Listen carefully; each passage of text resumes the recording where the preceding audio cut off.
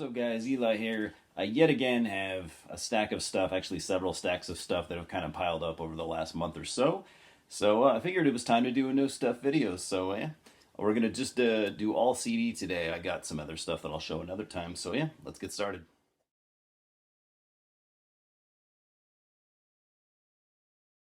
From this year, we have the brand new Marillion album, An Hour Before It's Dark. Now this is though I've only listened a few times so far, and I was completely unfamiliar with it before getting it.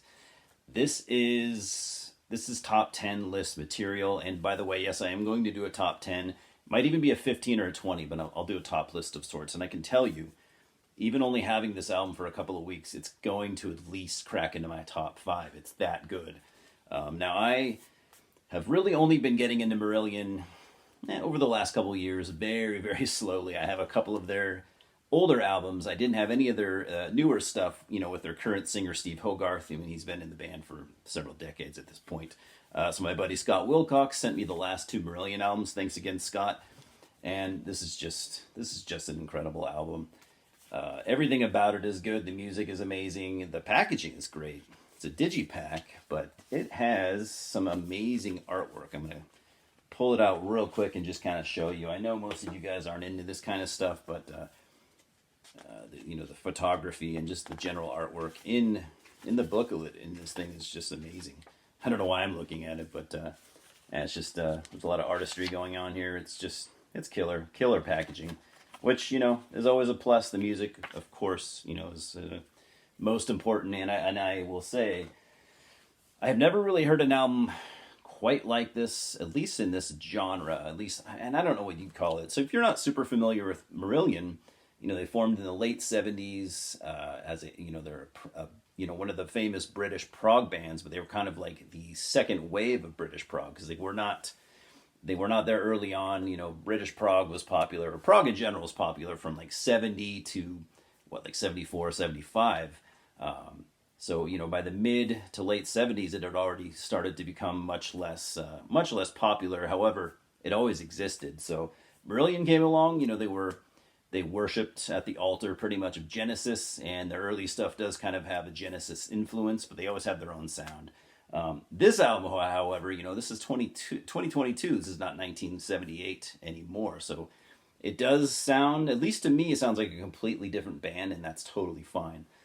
I'd recommend this album to any and all prog fans. I'd recommend it to people who are into stuff like Nick Cave. And I'm not super familiar with Nick Cave, but that album he did called Ghosteen, that is the closest thing to this album that I can come up with. It has that similar, just intense and very deep and personal atmosphere that I found with Ghosteen. So, and if you're I know Marillion fans are kind of cut down the middle. Not all of them are into the Steve Hogarth era. I think it's fantastic. I think there's no reason why you wouldn't be, but that's just me. So definitely check out An Hour Before It's Dark, the newest album by Marillion.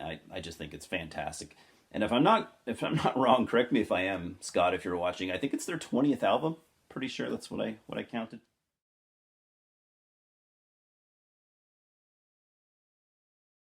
And Scott also sent me this. I believe this is their 19th album. Correct me if I'm wrong yet again. This is from 2016. This is Fear, or it actually stands for Fuck Everyone and Run, which is kind of brilliant. Haven't heard this one yet, Scott. I'm totally going to get to it. I've been pretty much only listening to 2022 releases for the last couple weeks because I'm trying to get my list put together, and it's going to be a mess, but I'm going to try to do it. So yeah, haven't heard this one yet, but I'm after hearing that newest album, I'm super excited to hear it.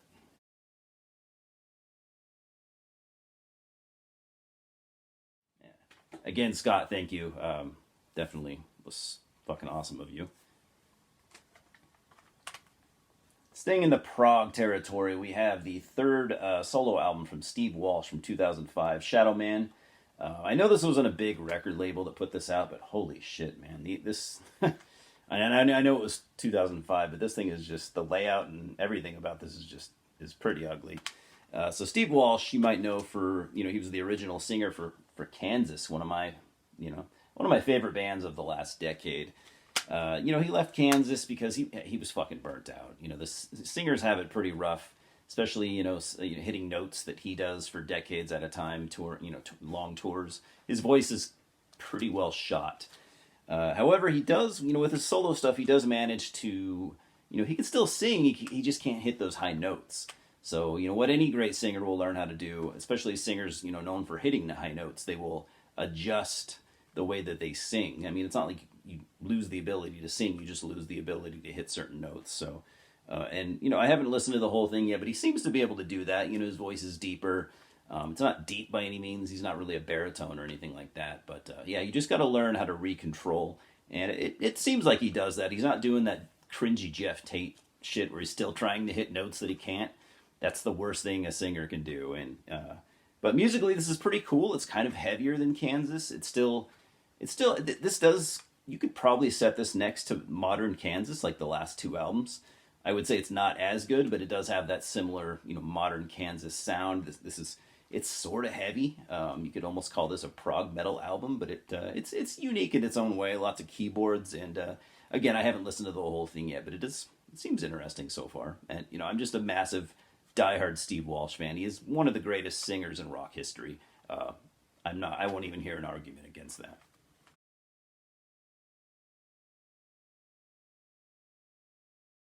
From 1993, we have the second album from Fudge Tunnel with Creep Diets.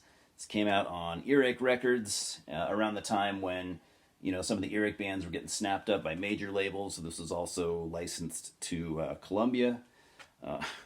Sure, that didn't last long because, none of the Earache bands had a very successful major label relationship. So, I've heard Fudge Tunnel over the years a little bit. Back when I was really, really getting into death metal and really listening to the Earache Records stuff, I had no interest in Fudge Tunnel. I heard them briefly, and I was like, it's not for me. But yeah, it is for me nowadays. They play a type of noise rock, not too far off from what Helmet and Unsane were doing in the 90s, and it's great. I haven't fully digested this yet, but it's pretty killer. If you're into noise rock, you're probably well aware of Fudge Tunnel, but if you're not, definitely check them out. Or if you're just a fan of heavy rock, and maybe you're a metal guy like me, but branching out a little bit, check out Fudge Tunnel, man. They're awesome. They're from England, I believe, by the way. I don't remember which part, but.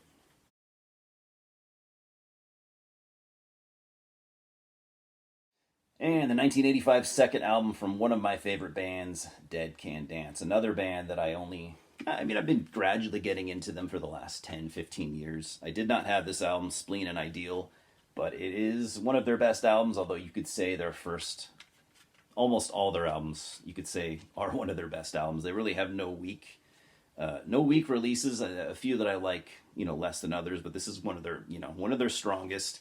I think it's an improvement over the debut, personally.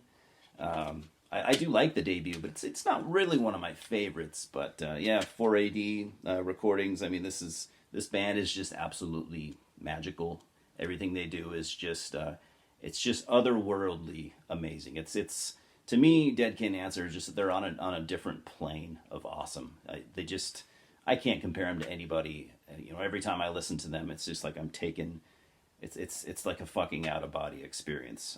Few musicians, have done what Dead Can Dance do as far as what goes on in my brain when I listen to it. It's just it's fucking magical. That's all I can say. I'm working on getting everything that they have, and they don't have a ton of albums. They have a handful. I think I still need 2 or 3, but really, really, really glad to finally have Spleen and Ideal because my collection was definitely incomplete without it.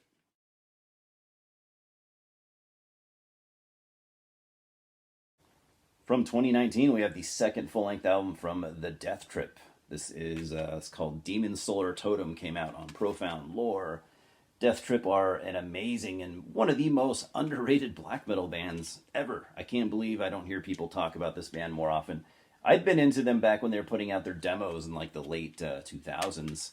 I didn't think, for some reason, I didn't really see them putting out full lengths, but they have. They put out 2 now. They got members. It's 2 guys, and I think there's other guys too. But one guy from Norway. He's been in a bunch of cool Norwegian bands. I actually don't remember which. And then you have Matt McTierney, otherwise known as, I don't know how you pronounce his, is it Coast or Kovost? But he's been in like Code, Dodheim's Guard. He's a bunch of cool shit. Beast Milk. One of the best singers in metal, really, because of his range, he can do so much. His black metal vocals are amazing. His clean vocals are amazing. Super fucking talented dude.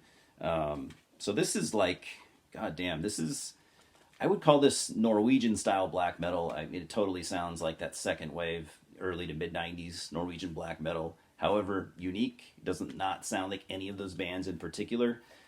This is maybe the best black metal coming out of Norway, although it's Norway and England, but just some of the best black metal currently, period. Just playing that timeless kind of second wave style. Again, you guys need to be talking about the Death Trip. They have 2 full-length albums now, and just go fucking get them. Granted, I mean, this is the first time I've owned anything by them, and that's it's kind of a shame. It's just so killer.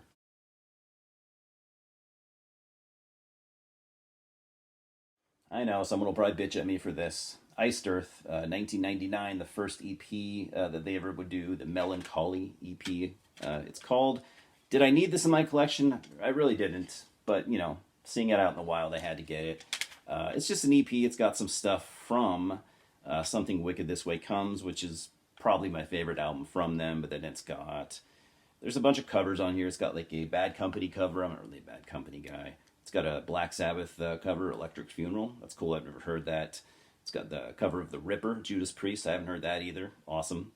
And yeah, that's got a live track. So again, I'm not going to apologize for being a diehard Iced Earth fan. They weren't always what they have kind of become now. They weren't always that. So it's unfair to shit on people for being longtime fans of the band. So whatever. And no one's actually criticizing me, but I can feel it.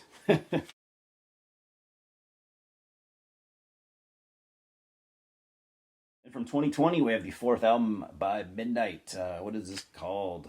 Rebirth by Blasphemy. Now, I had heard it, but I never owned it, so I'm glad to have it. Oh my God, the back cover is just. Can I even show that? Good Lord. I love Midnight, man. I've been into this band. Well, this guy, Athenar. I've been into this since before their first album ever came out, when they were, he was just releasing EPs and demos and stuff, which I still think is his best work, but not to say that his albums aren't good, because they are.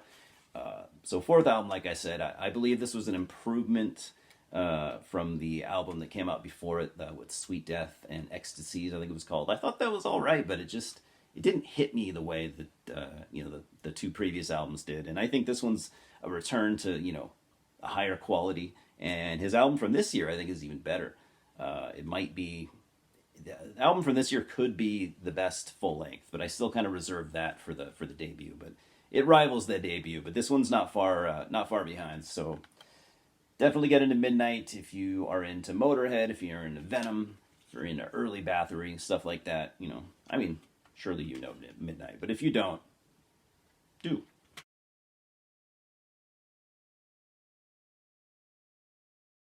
From this year, we have this Sodom compilation, 40 years at War, the greatest hell of Sodom. Now, you might be wondering, why did you get that?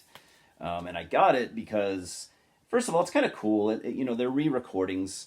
They did a re-recording of one song off every album. I think that's a really cool. Even their last album, that's not very old. I don't know why they would need to do that, but I still think it's a cool idea. It's got 20 or 17 tracks. They did release an exclusive track for this also, but for some reason they didn't put it on the album. You have to download it. I don't know if it's free or if you have to pay $1 or whatever, but you got to get it I think from their Bandcamp. But it was recorded for this release. It's just not on the release.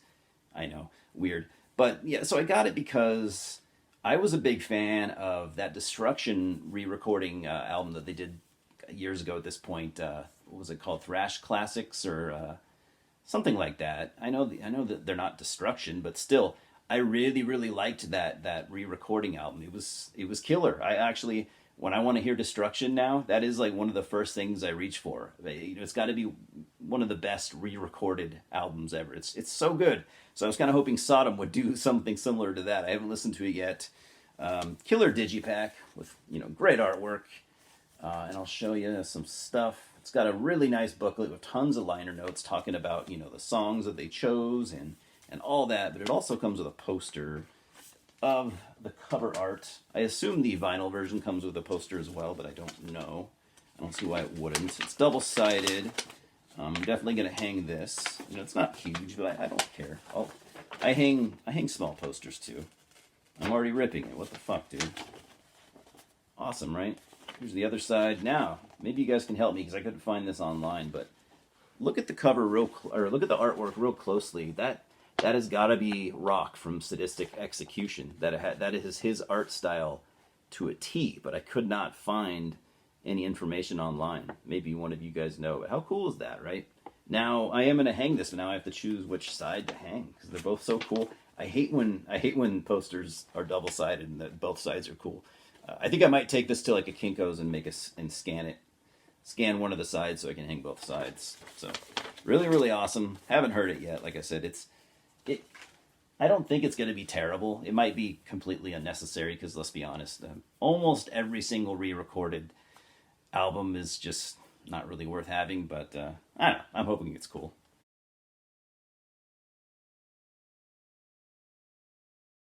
Another odd release, The Butcher Strikes Back by Destruction. This also came out this year. Now, you might be wondering what this is, because unless you're a super diehard Destruction fan, you're probably not going to know what this is. So it's a collection of rarities, and specifically, it is their 1999 demo. And you might be thinking, why a 99 demo? Well, what was going on with them in the late 90s? Their vocalist, Schmier, he had left for a while. They recorded an album in 98. It was god-awful. The band, they were pretty disillusioned. Schmier was missing, being in his band. He kind of wanted to make a comeback. So, long story short, he did. So this is, the first thing with Schmier after returning. I imagine these tracks probably make it on, the first album they did after he returned, but I'm not positive. But anyways, it's that 99 demo, and it's got some live tracks, released by Vic Records. Is this a cash-in? I don't know. It does kind of reek of complete cash-in. Like, what can we release by popular bands that's never really been released before? But either way, I bought it. I haven't heard those songs. I do have the album that came out after Schmier returned. So I don't know. It's an odd release, but I couldn't not buy it. They did a killer job with the layout. It looks super old school.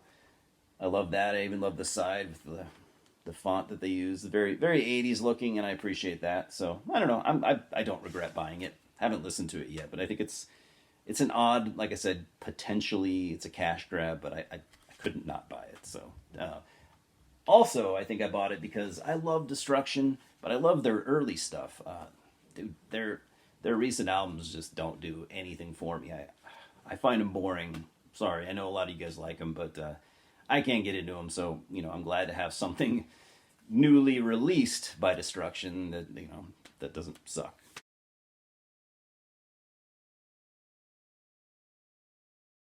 Last but not least, we have the newest album from Destroyer 666, Never Surrender, released via Season of Mist Records, of course, because every single band is signed to that label.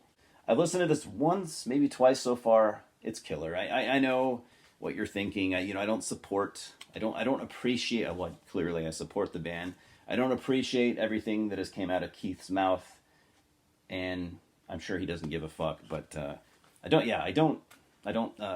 back everything he's ever said and done. But I do like his music, man. I mean, honestly, they're one of my favorite bands. I've loved them for a long time. This is maybe not quite as good as their previous full-length Wildfire, because that was just fucking killer. But it is really good. I love this album. I'm just saying it might not be as good. They're definitely continuing in that vein where, he's gotten rid of, most of the black metal that was kind of in the early music. That's mostly gone. There's still a little bit there. I mean, this was never a black metal band. It was always primarily, a thrash band with lots of traditional heavy metal influences. But, the earlier stuff definitely had a pretty strong helping of like, early black metal, and it's still there a little bit, but this is almost a complete speed metal album, really, and it's great. Vocals are mostly on the clean side. It's not really that black metal snarling like from the earlier albums. The lineup is killer. He's had a different lineup. He's had a lot of different lineups, but he's got what's his name? I think his name is Felipe, playing the solos and bass, I believe, and doing share the vocals. Correct me if I'm wrong. I think Felipe's doing most of the vocals now. Again, I could be wrong because it was always Keith, but I feel like Felipe is doing more vocals than he had or than anyone had done before in this band. Yeah, Felipe's, God, he's a talented dude. He's in a band called Procession. He's a Chilean guy, and Procession are just this doom metal band, one of the best doom bands out there right now. This dude can sing. He doesn't bring that type of singing to this band because I guess it probably wouldn't really fit. But anyways, yeah, it's cool to have him in the band. Killer album. It's gonna make my top. It's gonna make my top list, whether it be a 10 or a 15 or maybe even a 20. I don't know yet. This is gonna be on there. Yeah, top 10 material for me easily.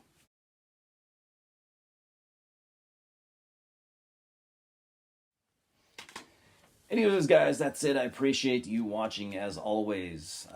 I got a number of videos already kind of mapped out. My next few are probably going to be, I need to show all the other DVDs I've bought because I've just been on a DVD fucking killing spree lately, buying way too many. Tons of DVDs. I have more music too. I have another new stuff video planned out for music. I got some vinyl. I got some cassettes. And other than that, oh yeah, you can expect my top, like I said, 10, 15, 20. I don't know yet. I'm going to try to have that out by the end of the year. I'm still listening to these albums. I'm still deciding. It's really, I don't do lists very well. So I'm still figuring that out, but it will happen. Like I said, I'm trying to get it out by the end of the year. Maybe I'll upload that on the 31st or maybe even at the latest early January. So other than that, yeah, I'm still kind of brainstorming for ideas. I'm really enjoying kind of the branching out that I've done on this channel. I want to do more reviews of just various things. Honestly, that's what I'm enjoying the most right now. I'm enjoying, challenging myself. I'm obviously, my handicap is, my knowledge of technology. I'm not real good with editing. I'm not good with software and stuff like that, but it is something I want to do. I do want to push myself in the future and do, just do something more than just showing shit that I own. So we'll see how that goes. Wish me the best though, and I appreciate you guys that have, continued to follow me. I've been doing this channel now, I think going on 5 years, and it bums me out because some of the people that followed me early on, I don't know if you guys still watch, but some of you guys would comment a lot on my early videos, and I miss a few of you. I'm not gonna lie. That's why I really appreciate guys like Scott, and like Roger Korvik from Norway, and Andre from Russia. I don't think you've been following me a super long time. You comment on all my videos, and I've enjoyed getting to know some of you. Richard, of course, but yeah, I I like getting to know you guys better, and it kind of sucks when when you leave me. Don't leave me. Anyways, thanks for watching. Thanks for stopping by. I love you guys. Louis does as well. He's over there glaring at me, but we'll talk soon, all right? Fucking cheers.